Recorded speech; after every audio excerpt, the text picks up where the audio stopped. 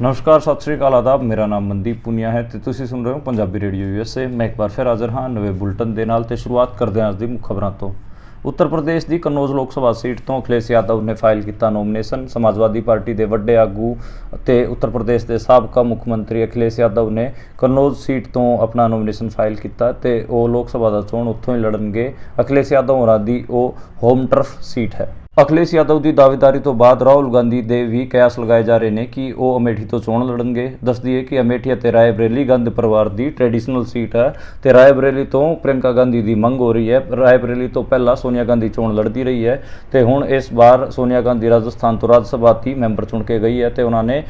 ਲੋਕ ਸਭਾ ਵਾਲੀ ਪੋਲਿਟਿਕਸ ਤੋਂ ਸੰਨਿਆਸ ਲੈ ਲਿਆ ਹੈ ਤੇ ਲੋਕ ਕਿਆਸ ਲਗਾ ਰਹੇ ਨੇ ਕਿ ਉੱਥੋਂ ਪ੍ਰਿਯੰਕਾ ਗਾਂਧੀ ਆਪਣਾ ਨੋਮੀਨੇਸ਼ਨ ਫਾਈਲ ਕਰ ਸਕਦੀ ਹੈ ਤੇ ਅਮੇਠੀ ਤੋਂ ਲੋਕ ਰਾਹੁਲ ਗਾਂਧੀ ਦੀ ਮੰਗ ਕਰ ਰਹੇ। ਪਿਛਲੇ ਕਈ ਦਿਨਾਂ ਤੋਂ ਸੁੱਤਾ ਇੰਡੀਆ ਦਾ ਇਲੈਕਸ਼ਨ ਕਮਿਸ਼ਨ ਫਾਈਨਲੀ ਜਾਗ ਗਿਆ ਹੈ। ਇਲੈਕਸ਼ਨ ਕਮਿਸ਼ਨ ਨੇ ਨਰਿੰਦਰ ਮੋਦੀ ਨੂੰ ਨੋਟਿਸ ਭੇਜਦਿਆਂ ਪੁੱਛਿਆ ਹੈ ਕਿ ਉਹਨਾਂ ਨੇ ਸੰਪਰਦਾਇਕ ਬਿਆਨ ਕਿਉਂ ਦਿੱਤੇ ਹਨ ਤੇ 29 ਤਾਰੀਖ ਤੱਕ ਨਰਿੰਦਰ ਮੋਦੀ ਅਤੇ ਰਾਹੁਲ ਗਾਂਧੀ ਦੋਨਾਂ ਨੂੰ ਜਵਾਬ ਦੇਣੇ ਪੈਣਗੇ। ਨਰਿੰਦਰ ਮੋਦੀ ਦੀ ਪਾਰਟੀ ਨੇ ਰਾਹੁਲ ਗਾਂਧੀ ਨੂੰ ਵੀ ਟਾਰਗੇਟ ਕਰਦਿਆਂ ਉਹਨਾਂ ਦੀ ਸ਼ਿਕਾਇਤ ਵੀ ਚੋਣ ਆਯੋਗ ਕੋਲ ਕੀਤੀ ਸੀ ਤੇ ਵਿਪਕਸ਼ੀ ਪਾਰਟੀਆਂ ਨੇ ਵੀ ਨਰਿੰਦਰ ਮੋਦੀ ਦੀ ਸ਼ਿਕਾਇਤ ਚੋਣ ਆਯੋਗ ਕੋਲ ਕੀਤੀ ਸੀ। ਚੋਣ ਆਯੋਗ ਨੇ ਨਰਿੰਦਰ ਮੋਦੀ ਨੂੰ ਨੋਟਿਸ ਦੇਣ ਤੋਂ ਬਾਅਦ ਬੈਲੈਂਸ ਕਰਨ ਖਾਤਰ ਰਾਹੁਲ ਗਾਂਧੀ ਨੂੰ ਵੀ ਨੋਟਿਸ ਭੇਜਿਆ ਹੈ ਤੇ ਰਾਹੁਲ ਅਤੇ ਨਰਿੰਦਰ ਮੋਦੀ ਨੂੰ 29 ਅਪ੍ਰੈਲ ਤੱਕ ਜਵਾਬ ਫਾਈਲ ਕਰਨਾ ਪਊਗਾ। ਇਲੈਕਸ਼ਨ ਕਮਿਸ਼ਨ ਦੇ ਨੋਟਿਸ ਤੋਂ ਬਾਅਦ ਵੀ ਨਰਿੰਦਰ ਮੋਦੀ ਦੇ ਸੰਪਰਦਾਇਕ ਬਿਆਨ ਨਹੀਂ ਰੁਕ ਰਹੇ ਹਨ। ਉਹਨਾਂ ਨੇ ਅੱਜ ਉੱਤਰ ਪ੍ਰਦੇਸ਼ ਦੀ ਆਗਰਾ ਸੀਟ ਅਤੇ ਮੱਧ ਪ੍ਰਦੇਸ਼ ਦੀ ਮੁਰੈਨਾ ਸੀਟ ਤੋਂ ਇੱਕ ਚੋਣ ਸਭਾ ਨੂੰ ਸੰਬੋਧਿਤ ਕਰਦਿਆਂ ਕਿਹਾ ਹੈ ਕਿ ਕਾਂਗਰਸ ਵਾਸਤੇ ਮੁਸਲਮਾਨ ਫਸਟ ਪਰ ਮੇਰੇ ਵਾਸਤੇ ਗਰੀਬ ਪਹਿਲਾਂ ਹੈ। ਲੋਕ ਸਭਾ ਚੋਣਾਂ ਨੂੰ ਲੈ ਕੇ ਮਹਾਰਾਸ਼ਟਰ ਦੇ ਅੰਦਰ 24 ਦਲਿਤ ਅੰਬੇਦਕਰਵਾਦੀ ਸੰਗਠਨਾਂ ਨੇ ਆਪੋਜੀਸ਼ਨ ਪਾਰਟੀਆਂ ਨੂੰ ਸਮਰਥਨ ਦਿੱਤਾ ਹੈ ਤੇ ਐਲਾਨ ਕੀਤਾ ਹੈ ਕਿ ਉਹ ਇਸ ਲੋਕ ਸਭਾ ਚੋਣ 'ਚ ਕਾਂਗਰਸ ਅਤੇ ਗਠਬੰਧਨ ਪਾਰਟੀਆਂ ਦੀ ਮਦਦ ਕਰਨਗੇ। ਦੱਸਦੀ ਹੈ ਕਿ ਮਹਾਰਾਸ਼ਟਰ ਦੇ ਵਿੱਚ ਦਲਿਤ ਪੋਲਿਟਿਕਸ ਬਹੁਤ ਸਟਰੋਂਗ ਹੈ ਕਿਉਂਕਿ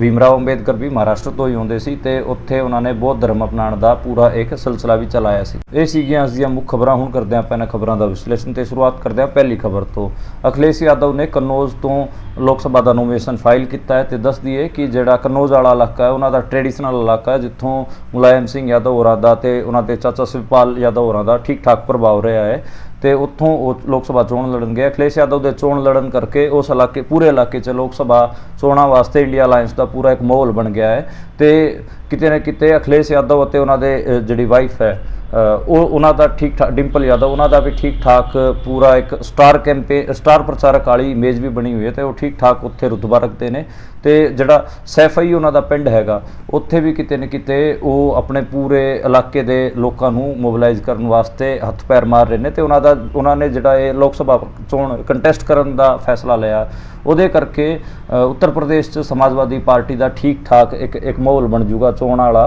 ਤੇ ਉਹਨਾਂ ਦੇ ਇਲਾਕੇ 'ਚ ਜਿਹੜੀ 4-5 ਸੀਟਾਂ ਹੈਗੀਆਂ ਆਲੇ ਦੁਆਲੇ ਦੀਆਂ ਉਹਨਾਂ 'ਤੇ ਵੀ ਉਹ ਪ੍ਰਭਾਵ ਪਾਉਣਗੇ ਤੇ ਜਿਹੜੀ ਇੱਕ ਫਾਈਟ ਉੱਥੇ ਬਣ ਜੂਗੀ। ਹਜੇ ਤੱਕ ਇਹ ਲੱਗ ਰਿਹਾ ਸੀਗਾ ਕਿ ਬੀਜੇਪੀ ਉੱਥੋਂ ਇੱਕ ਤਰਫਾ ਨਿਕਲ ਸਕਦੀ ਹੈ ਪਰ ਅਖਿਲੇਸ਼ ਯਾਦਵ ਹੋਰੀ ਜਿਸ ਹਿਸਾਬ ਨਾਲ ਤੇ ਇੰਡੀਆ ਅਲਾਇੰਸ ਵਾਲੇ ਜਿਸ ਹਿਸਾਬ ਨਾਲ ਉੱਤਰ ਪ੍ਰਦੇਸ਼ 'ਚ ਜ਼ੋਰ ਮਾਰ ਰਹੇ ਨੇ ਉਸ ਹਿਸਾਬ ਨਾਲ ਲੱਗ ਰਿਹਾ ਹੈ ਕਿ ਐਡਾ ਸੌਖਾ ਚੋਣ ਉੱਥੇ ਨਹੀਂ ਹੈ ਬਲਕਿ ਉੱਥੇ ਇੱਕ ਹਿਸਾਬ ਨਾਲ ਫਾਈਟ ਹੈ ਤੇ ਜਿਹੜਾ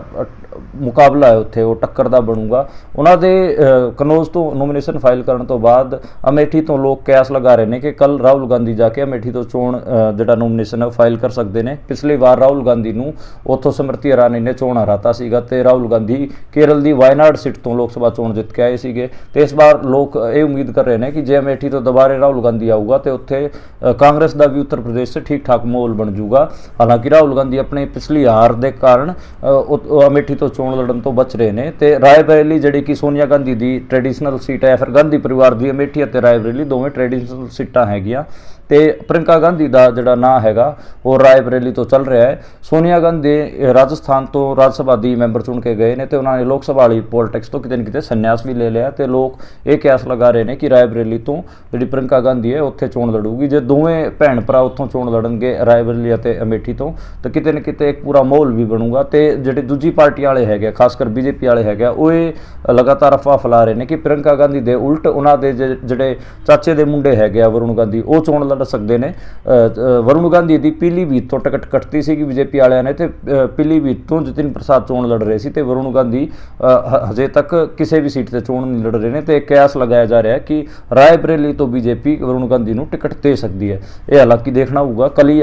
ਕੱਲ ਜ਼ਿਆਦਾ ਇਹਦੇ ਬਾਰੇ ਪਿਕਚਰ ਸਾਫ਼ ਹੋਊਗੀ ਕਿ ਰਾਹੁਲ ਗਾਂਧੀ ਅਮੇਠੀ ਤੋਂ ਚੋਣ ਲੜਨਗੇ ਜਾਂ ਨਹੀਂ ਲੜਨਗੇ, ਜਾਂ ਪ੍ਰਿੰਕਾ ਗਾਂਧੀ ਰਾਏਬਰੇਲੀ ਜਾਊਗੀ ਜਾਂ ਨਹੀਂ ਜਾਊਗੀ, ਤੇ ਵਰੁਣ ਗਾਂਧੀ ਨੂੰ ਬੀਜੇਪੀ ਦੀ ਟਿਕਟ ਮਿਲੂਗੀ ਜਾਂ ਨਹੀਂ ਮਿਲੂਗੀ। ਇਸ ਤੋਂ ਅਗਲੀ ਖਬਰ ਦੀ ਜੇ ਆਪਾਂ ਗੱਲ ਕਰੀਏ ਤਾਂ ਉਹ ਹੈਗੀ ਹੈ ਇਲੈਕਸ਼ਨ ਕਮਿਸ਼ਨ ਨਾਲ ਹੀ। ਫਾਈਨਲੀ ਇੰਡੀਆ ਦੇ ਵਿੱਚ ਜਿਹੜਾ ਇੰਡੀਆ ਦਾ ਇਲੈਕਸ਼ਨ ਕਮਿਸ਼ਨ ਹੈ ਉਹਦੀ ਨੀਂਦ ਖੁੱਲ ਗਈ ਹੈ ਤੇ ਉਹਨੇ ਨਰਿੰਦਰ ਮੋਦੀ ਨੂੰ ਨੋਟਿਸ ਭੇਜਤਾ ਹੈ। ਆਪਾਂ ਨੂੰ ਪਤਾ ਹੈ ਕਿ ਨਰਿੰਦਰ ਮੋਦੀ ਨੇ ਬਾਸਵਾੜਾ ਤੋਂ ਸ਼ੁਰੂਆਤ ਕੀਤੀ ਸੀ ਮੁਸਲਮਾਨਾਂ ਦੇ ਉਲਟ ਬਿਆਨਬਾਜ਼ੀ ਕਰਨ ਦੀ, ਤੇ ਉਸ ਤੋਂ ਬਾਅਦ ਲਗਾਤਾਰ ਉਹ ਮੁਸਲਮਾਨਾਂ ਦੇ ਉਲਟ ਬਿਆਨਬਾਜ਼ੀ ਕਰ ਰਹੇ ਸੀਗੇ ਤੇ ਕਾਂਗਰਸ ਅਤੇ ਬਾਕੀ ਵਿਪਕਸ਼ੀ ਪਾਰਟੀਆਂ ਨੇ ਉਹਨਾਂ ਦੇ ਖਿਲਾਫ ਸ਼ਿਕਾਇਤ ਦਰਜ ਕੀਤੀ ਸੀ ਤੇ ਫਾਈਨਲੀ ਇਲੈਕਸ਼ਨ ਕਮਿਸ਼ਨ ਨੇ ਨਰਿੰਦਰ ਮੋਦੀ ਤੋਂ 29 ਅਪ੍ਰੈਲ ਤੱਕ ਜਵਾਬ ਮੰਗਿਆ। ਤੇ ਇਹ ਇੱਕ ਹਿਸਾਬ ਨਾਲ ਕਿਤੇ ਨਾ ਕਿਤੇ ਦਲੇਰੀ ਵਾਲਾ ਕੰਮ ਤਾਂ ਕਹਿ ਸਕਦੇ ਹਾਂ, ਲੇਕਿਨ ਨਾਲ ਦੀ ਨਾਲ ਹੀ ਇਲੈਕਸ਼ਨ ਕਮਿਸ਼ਨ ਨੇ ਇੱਕ ਬੈਲੈਂਸਿੰਗ ਐਕਟ ਵੀ ਕੀਤਾ ਹੈ। ਬੀਜੇਪੀ ਵਾਲਿਆਂ ਨੇ ਇੱਕ ਸ਼ਿਕਾਇਤ ਰਾਹੁਲ ਗਾਂਧੀ ਬਾਰੇ ਵੀ ਦਿੱਤੀ ਸੀ ਤੇ ਜਿਹੜਾ ਇਲੈਕਸ਼ਨ ਕਮਿਸ਼ਨ ਹੈ ਉਹਨੇ ਰਾਹੁਲ ਗਾਂਧੀ ਨੂੰ ਨੋਟਿਸ ਭੇਜ ਦਿੱਤਾ ਹੈ ਤੇ ਉਹ ਤੋਂ ਵੀ 29 ਅਪ੍ਰੈਲ ਤੱਕ ਜਵਾਬ ਮੰਗਿਆ ਹੈ। ਤੇ ਕਿਤੇ ਨਾ ਕਿਤੇ ਇਹ ਬੈਲੈਂਸ ਕਰਕੇ ਜੇ ਨੋਟਿਸ ਤਾਂ ਇਕੱਲਾ ਨਰਿੰਦਰ ਮੋਦੀ ਦਾ ਬਣਦਾ ਸੀ, ਪਰ ਉਹਨਾਂ ਨੇ ਰਾਹੁਲ ਗਾਂਧੀ ਨੂੰ ਭੇਜਤਾ ਤਾਂ ਕਿ ਇਹ ਬੈਲੈਂਸਿੰਗ ਐਕਟ ਹੋ ਜਾਵੇ, ਇੱਕ ਬੈਲੈਂਸ ਬਣ ਜਾਵੇ, ਤਾਂ ਕਿ ਜਿਹੜਾ ਨਰਿੰਦਰ ਮੋਦੀ ਕੱਲ ਨੂੰ ਚੁਣ ਕੇ ਆ ਗਿਆ ਤਾਂ ਇਲੈਕਸ਼ਨ ਕਮਿਸ਼ਨ ਵਾਲਿਆਂ ਨੂੰ ਕੁਝ ਕਹੇ ਨਾ। ਤੇ ਇਹ ਕਿਤੇ ਨਾ ਕਿਤੇ ਬੈਲੈਂਸਿੰਗ ਐਕਟ ਆਪਾਂ ਇਹਨੂੰ ਮੰਨ ਸਕਦੇ ਹਾਂ, ਪਰ ਇਹ ਠੀਕ ਹੈ। ਜਿਹੜੀ ਇੰਟਰਨੈਸ਼ਨਲ ਮੀਡੀਆ ਹੈਗੀ ਉਹਦੇ 'ਚ ਵੀ ਠੀਕ ਠਾਕ ਕਿਰਕਿਰੀ ਨਰਿੰਦਰ ਮੋਦੀ ਹੋਰਾਂ ਦੀ ਹੋ ਰਹੀ ਸੀ ਤੇ ਬਾਕੀ ਜਿਹੜੇ ਹੋਰ ਘੱਟ ਗਿਣਤੀ ਦੇ ਲੋਕ ਹੈਗੇ ਆ ਉਹ ਵੀ ਲਗਾਤਾਰ ਥੂ ਨਰਿੰਦਰ ਮੋਦੀ ਤੇ ਕਰ ਰਹੇ ਸੀਗੇ। ਫਾਈਨਲੀ ਇਲੈਕਸ਼ਨ ਕਮਿਸ਼ਨ ਵੀ ਬਹੁਤ ਜ਼ਿਆਦਾ ਟਾਰਗੇਟ ਕੀਤਾ ਜਾ ਰਿਹਾ ਸੀ। ਇਲੈਕਸ਼ਨ ਕਮਿਸ਼ਨ ਨੂੰ ਇਹ ਕਿਹਾ ਜਾ ਰਿਹਾ ਸੀਗਾ ਕਿ ਇਲੈਕਸ਼ਨ ਕਮਿਸ਼ਨ ਨੀਂਦ ਦੀ ਗੋਲੀਆਂ ਖਾ ਕੇ ਸੋ ਗਿਆ ਹੈ, ਉੱਠ ਹੀ ਨਹੀਂ ਰਿਹਾ ਨੀਂਦ ਤੋਂ। ਫਾਈਨਲੀ ਚਲੋ ਉੱਠ ਗਿਆ, ਮਾੜੀ ਮੋਟੀ ਨੀਂਦ ਤਾਂ ਉਹਦੀ ਟੁੱਟੀ ਹੈ ਤੇ ਦੇਖਣਾ ਹੋਊਗਾ ਕਿ ਇਹਨਾਂ ਨੋਟਿਸਾਂ ਦੇ ਜਵਾਬ 'ਚ ਨਰਿੰਦਰ ਮੋਦੀ ਅਤੇ ਰਾਹੁਲ ਗਾਂਧੀ ਕੀ ਜਵਾਬ ਦੇਣਗੇ ਤੇ ਉਸ ਤੋਂ ਬਾਅਦ ਹੀ ਇਹਦੇ ਬਾਰੇ ਜ਼ਿਆਦਾ ਚਰਚਾ ਹੋ ਸਕਦੀ ਹੈ। ਪਰ ਕੀ ਇਲੈਕਸ਼ਨ ਕਮਿਸ਼ਨ ਦੇ ਨੋਟਿਸ ਤੋਂ ਬਾਅਦ ਵੀ ਨਰਿੰਦਰ ਮੋਦੀ ਕਿਤੇ ਨਾ ਕਿਤੇ ਮੁਸਲਮਾਨਾਂ ਦੇ ਜਿਹੜੀ ਬਿਆਨਬਾਜ਼ੀ ਕਰਨ ਤੇ ਟਲ ਹੀ ਨਹੀਂ ਰਹੇ। ਅੱਜ ਆਗਰਾ ਤੇ ਮੁਰੈਨਾ ਦੇ ਵਿੱਚ ਉਹਨਾਂ ਦੀ ਰੈਲੀ ਸੀਗੀ ਤੇ ਆਗਰੇ ਦੇ ਵਿੱਚ ਵੀ ਉਹਨਾਂ ਨੇ ਮੁਸਲਮਾਨਾਂ ਦੇ ਹਮਲਾ ਬੋਲਿਆ ਤੇ ਉਹਨਾਂ ਨੇ ਕਿਹਾ ਕਿ ਕਾਂਗਰਸ ਵਾਲਿਆਂ ਵਾਸਤੇ ਮੁਸਲਮਾਨ ਪਹਿਲਾਂ ਨੇ ਤੇ ਸਾਡੇ ਵਾਸਤੇ ਗਰੀਬ ਪਹਿਲਾਂ ਨੇ। ਤੇ ਇਸ ਹਿਸਾਬ ਨਾਲ ਉਹ ਲਗਾਤਾਰ ਸੰਪਰਦਾਇਕ ਬਿਆਨ ਦੇ ਰਹੇ ਨੇ, ਇਹ ਦਿਖਾ ਰਹੇ ਨੇ ਕਿ ਜਿਹੜੇ ਕਾਂਗਰਸ ਤੇ ਬਾਕੀ ਆਪੋਜੀਸ਼ਨ ਪਾਰਟੀਆਂ ਹੈਗੀਆਂ ਤਾਂ ਮੁਸਲਮਾਨਾਂ ਦੀ ਪਾਰਟੀਆਂ ਹੈਗੀਆਂ, ਅਸੀਂ ਹਿੰਦੂਆਂ ਦੀ ਪਾਰਟੀ ਹੈਗੇ ਆ ਤੇ ਤੁਸੀਂ ਸਾਨੂੰ ਵੋਟਾਂ ਪਾਓ। ਇਸ ਕਿਸਮ ਦੀ ਜਿਹੜੀ ਪੋਲਿਟਿਕਸ ਹੈਗੀ ਆ ਉਹ ਖੇਡਣ ਦੀ ਕੋਸ਼ਿਸ਼ ਜਿਹੜੇ ਨਰਿੰਦਰ ਮੋਦੀ ਕਰ ਰਹੇ ਨੇ। ਹੁਣ ਤਾਂ ਇਲੈਕਸ਼ਨ ਕਮਿਸ਼ਨ ਨੇ ਵੀ ਤੁਹਾਨੂੰ ਨੋਟਿਸ ਭੇਜ ਦਿੱਤਾ ਹੈ, ਹੁਣ ਤਾਂ ਘੱਟੋ ਘੱਟ ਨਰਿੰਦਰ ਮੋਦੀ ਹੋਰਾਂ ਨੇ ਤੇ ਬੀਜੇਪੀ ਵਾਲਿਆਂ ਨੇ ਇਹਦੇ ਤੇ ਲਗਾਮ ਲਗਾਉਣੀ ਚਾਹੀਦੀ ਤੇ ਇਸ ਕਿਸਮ ਦੀ ਬਿਆਨਬਾਜ਼ੀ ਕਰਨ ਤੋਂ ਬਚਣਾ ਚਾਹੀਦਾ। ਪਰ ਇਹ ਲਗਾਤਾਰ ਬਿਆਨਬਾਜ਼ੀ ਹੈਗੀ ਆ ਉਹ ਜਾਰੀ ਹੈਗੀ ਆ ਤੇ ਉਹ ਜਿਹੜਾ ਸੈਮ ਪਿਤਰੋਦਾ ਵਾਲਾ ਹੈਗਾ ਉਹਦੇ ਉਲਟ ਕਾਂਗਰਸ ਵਾਲੇ ਵੀ ਇੱਕ ਜਿਹੜਾ ਜੈਨ ਸਿਨਹਾ ਸੀਗਾ ਬੀਜੇਪੀ ਦਾ ਆਗੂ ਤੇ ਕੇਂਦਰੀ ਵਜ਼ੀਰ, ਉਹਦਾ ਇੱਕ ਬਿਆਨ ਕੱਢ ਲਿਆਏ ਨੇ। ਜਿਵੇਂ ਸੈਮ ਪਿਤਰੋਦਾ ਨੇ ਵੀ ਇਨਹੈਰੀਟੈਂਸ ਪ੍ਰੋਪਰਟੀ ਟੈਕਸ ਤੇ ਬੋਲਿਆ ਸੀਗਾ, ਉਵੇਂ ਜੈਨ ਸਿਨਹਾ ਨੇ ਵੀ ਇਹਦੇ ਤੇ ਬੋਲਿਆ ਸੀਗਾ ਕਿ ਇਨਹੈਰੀਟੈਂਸ ਪ੍ਰੋਪਰਟੀ ਟੈਕਸ ਹੋਣਾ ਚਾਹੀਦਾ ਇੰਡੀਆ ਦੇ ਵਿੱਚ ਜਿਵੇਂ ਅਮਰੀਕਾ 'ਚ ਹੈਗਾ। ਤੇ ਕਾਂਗਰਸ ਵਾਲੇ ਉਹਨੂੰ ਵੀ ਚਲਾ ਕੇ ਕਹਿ ਰਹੇ ਨੇ ਕਿ ਦੇਖੋ ਜੈਨ ਸਿਨਹਾ ਨੇ ਵੀ ਇਨਹੈਰੀਟੈਂਸ ਟੈਕਸ ਤੇ ਬੋਲਿਆ ਸੀਗਾ ਤੇ ਇਹਦੇ ਤੇ ਵੀ ਕਾਰਵਾਈ ਹੋਣੀ ਚਾਹੀਦੀ। ਤੇ ਇਸ ਕਿਸਮ ਦੀ ਪੋਲਿਟਿਕਸ ਹੈਗੀ ਆ ਉਹ ਇੰਡੀਆ ਦੇ ਵਿੱਚ ਲਗਾਤਾਰ ਚੱਲ ਰਹੀ ਹੈ। ਬਾਕੀ ਅਸੀਂ ਰਾਜਸਥਾਨ ਫਿਰ ਰਹੇ ਹਾਂ ਤੇ ਰਾਜਸਥਾਨ ਦੇ ਮੈਂ ਕੱਲ ਕੋਟਾ ਦੀ ਰਿਪੋਰਟ ਦੱਸਿਆ ਸੀ, ਅੱਜ ਮੈਂ ਡੂੰਗਰਪੁਰ ਬਾਸਵਾੜਾ ਦੇ ਵਿੱਚ ਹਾਂ ਤੇ ਇੱਥੇ ਮੈਂ ਪਿੰਡਾਂ 'ਚ ਫਿਰ ਰਿਹਾ ਤੇ ਡੂੰਗਰਪੁਰ ਸ਼ਹਿਰ ਦੇ ਵਿੱਚ ਹੁਣ ਮੈਂ ਬੈਠਾ ਤੇ ਮੈਂ ਤੁਹਾਡੀ ਗੱਲਬਾਤ ਇੱਥੋਂ ਦੇ ਮਜ਼ਦੂਰ ਆਗੂ ਨਾਲ ਕਰਾਵਾਂਗਾ।